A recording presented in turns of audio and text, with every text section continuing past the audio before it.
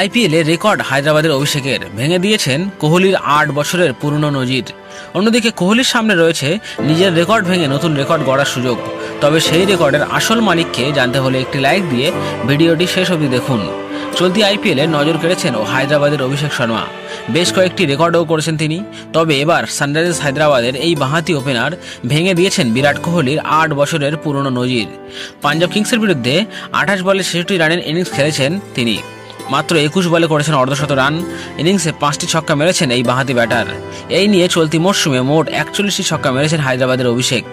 আর সাথে সাথেই আইপিএলের ইতিহাসে এক মরশুমে সবচেয়ে বেশি ছক্কা মারা ভারতীয় ব্যাটার হয়েছেন তিনি। এর আগে এই রেকর্ড ছিল কোহলির দখলে। ২০১৬ সালে তিনি ৩৮টি ছক্কা মেরেছিলেন। চলতি মরশুমে অবশ্য নিজের রেকর্ড নিজেও ভাঙতে পারেন কোহলি। এই মরশুমে এখনও পর্যন্ত ৩৭টি ছক্কা মেরেছেন কোহলি, অর্থাৎ প্লে অফে এলিমিনেটরে ২টি ছক্কা মারলেই নিজের রেকর্ড ভেঙে ফেলবেন বিরাট কোহলি। দেশি বিদেশি মিলিয়ে এক মরশুমে সবচেয়ে বেশি ছক্কার রেকর্ড রয়েছে ক্রিস গেলের নামে। ২০১২ সালে ৫৯টি ছক্কা মেরেছিলেন তিনি। গেলের পরে রয়েছেন কলকাতা নাইট রাইডার্সের অ্যান্দ্রে রাসেল। ২০১৯ সালে ৫২টি ছক্কা মেরেছিলেন রাসেল।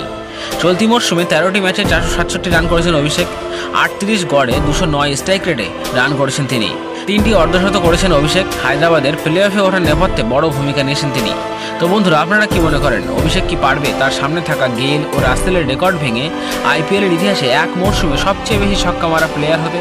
কমেন্ট করে আপনার মতামত জানান আমাদের। তবে আপনিও যদি অভিষেককে এবছর আইপিএলে সকল ভারতীয় ওপেনারদের চেয়ে বেশি বিধ্বংসী মনে করেন, তবে ভিডিওটিতে এক লাইক দিয়ে আমাদের চ্যানেলটি সাবস্ক্রাইব করে রাখুন।